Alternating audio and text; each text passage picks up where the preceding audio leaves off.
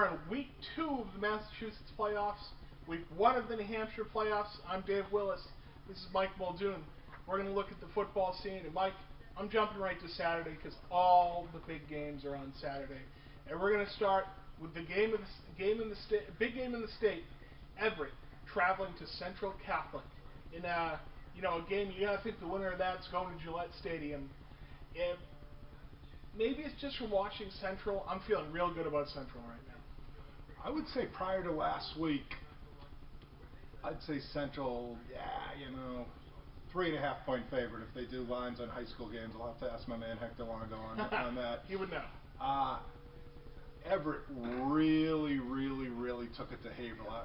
I think they opened some eyes. I don't know how many. There's about 800 playoff games across the state with this bloated thing with 2 and 6 get you in or whatever.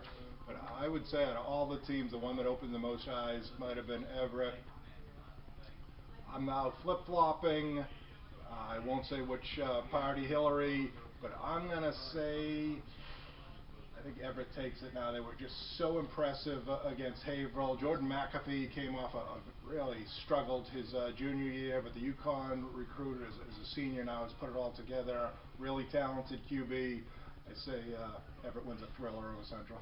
If it's the Central Catholic team that we saw in the second half against Methuen, I pick them. I think they're going to win. But if they come out like they came out against Methuen, legitimately it was a toss-up for the first half, then it could be a very bad situation. But I'm going to say Central comes out hard, and I'm going to pick Central in this one. The other big mass playoff game, Andover, coming off an amazing upset of Lexington that went to overtime. They're going to St. John's Prep, and it's just, it's as close as it could be. Yeah, the Prep has been there the entire year. The Prep's always going to be there, obviously. And Andover had its ups and downs. You see them on a roll, certainly offensively. I don't know. They could be the best offensive team in the state. If they're not in the same top handful, certainly. But just the defense, I just don't see how you win big games with that defense. It's poor, it's porous. It just really has never clicked all year, and they regularly give up 50 points in a big game. The Prep is banged up. I don't know if they might be playing possum a little bit. Their starting quarterback sat the second half last week. A cynic might say they're up about 35 and that injury seemed to kick in. I don't know. Hayden Rocket, the 25th Rocket brother to star for them, was out with a concussion. If they have injury problems, maybe Andover can pull off the upset, but I would say maybe St. John's doing the complementary football or the more balanced attack with their defense beats Andover. I'm going to go against my instincts here because I have a weird feeling that they're going to beat them the exact same way they beat Lexington. Still not play great defense, but they're going to give up 48 but score 54. I'm going to go with St. John's Prep because, like you said, I'm just concerned that they just can't make enough stops. So I'm going to go against it. I mean, anytime you watch Perry, you watch the film. Yeah. I don't know if I don't think I've ever seen anyone quite like him. He's just absolutely brilliant. But one guy can't do it. He's got some good receivers, but the defensive woes always bite you in the butt in the big games. Cedric Gillette, who I have a feature on tomorrow in the Friday paper.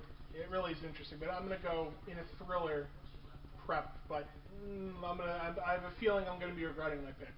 Okay, now we're going to jump across the border. Salem is going to Bedford. Now, Bedford's unbeaten. Bedford's been amazing this season, but if any team thinks they can beat them, it's Salem because they almost did last week.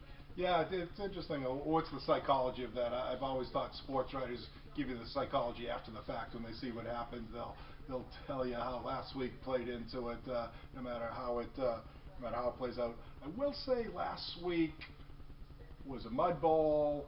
Salem's a run-oriented, dominate the clock team, so that played right into their hands. They lost a tight one. It was a 12-6 or whatever the final score was. So maybe things go their way like that, and they fall short. What's it going to happen when the weather conditions aren't so conducive to their success? Bedford beats them again. Yeah, I'm going to go with Bedford too, but I just love their attitude. I was talking to a couple of the Salem guys today. They believe they can do it, which can be a lot of the battle. Okay, and the other big New Hampshire playoff game, Hall's Brookline at Wyndham. I will say, I was at the first time they played in the regular season, and Hall's Brookline actually put up a decent fight. They still beat them by like 4 touchdowns, but for the first half they actually hung in there. But this is a different Wyndham team than the first week of the season, and I can't imagine Wyndham's not going to win by 40.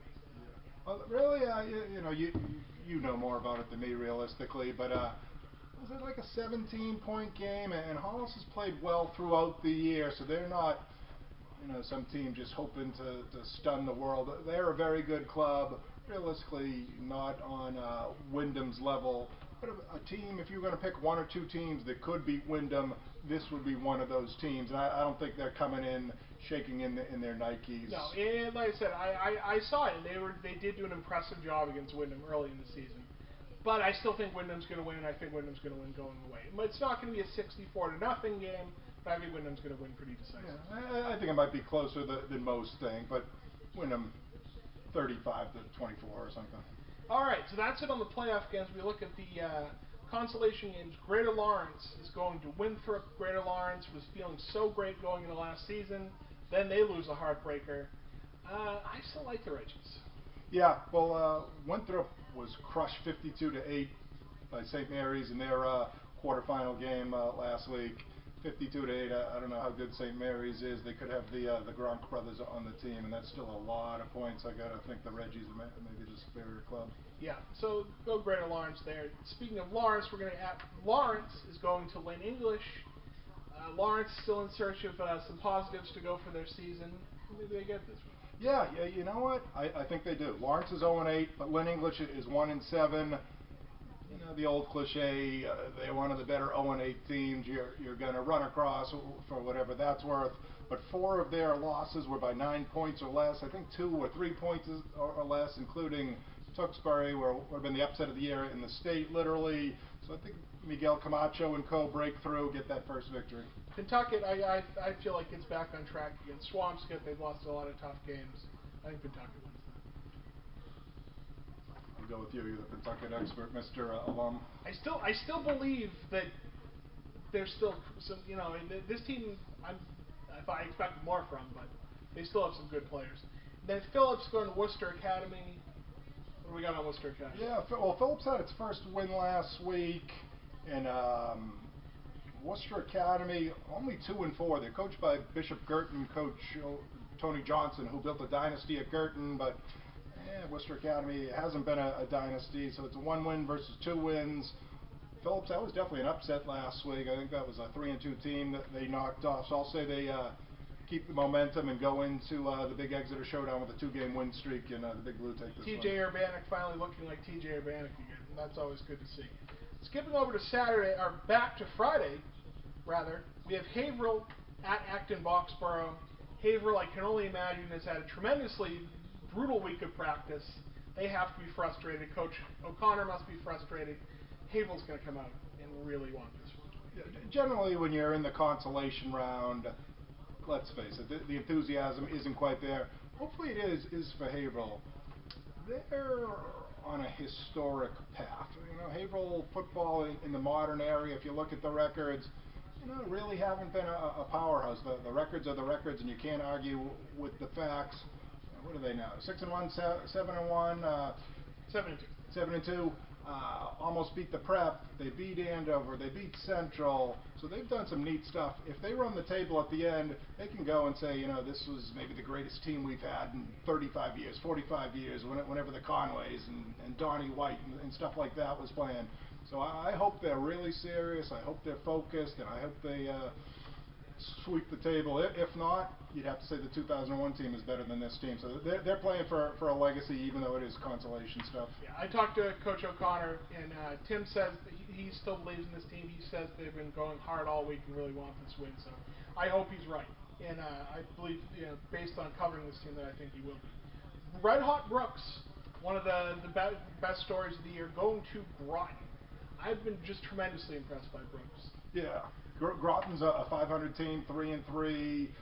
Brooks, back-to-back years over Governor's Academy. Governor's Academy for a decade, whatever it is, has been one of the premier teams in the ISL, right at the top every single year. So you beat them, the Govs, and you beat them back-to-back years. You've made a statement. We've arrived. A couple people on Twitter gave me a "Hey Mully ET, we've arrived," and I agree, Brooks. You have arrived. Sorry, Groton, you're out of luck. Yeah. So yeah, we'll both go Brooks on that one. North Andover is hosting Lynn Classical. I'm gonna say North Andover. With Andover star Darren Watson's older brother Jeff was a 1,000-yard rusher. Might have been a 1,500-yard rusher 10, 15 years ago at Classical. You know Jeff's in baby brother's ear. You better deliver. I can't listen to all the Linners mocking me that you couldn't get the job done.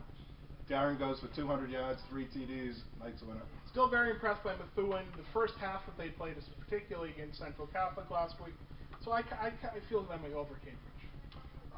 Only common opponent they have is Lowell.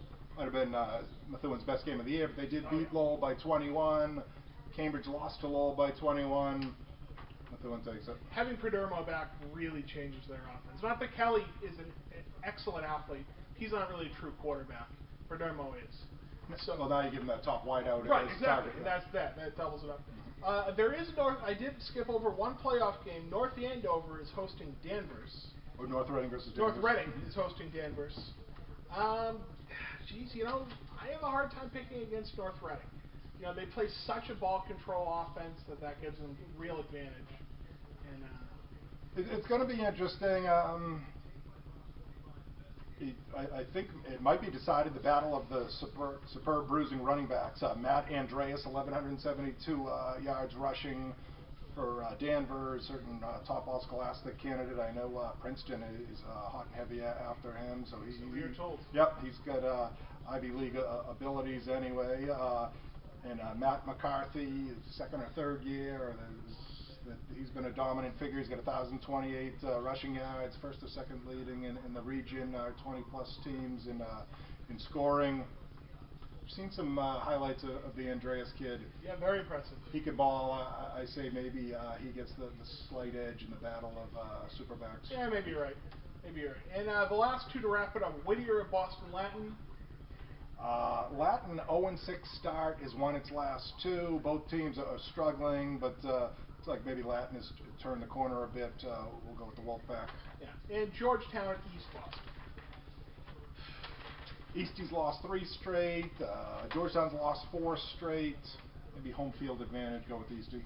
All right, and that's where it is. Lots of big playoff games.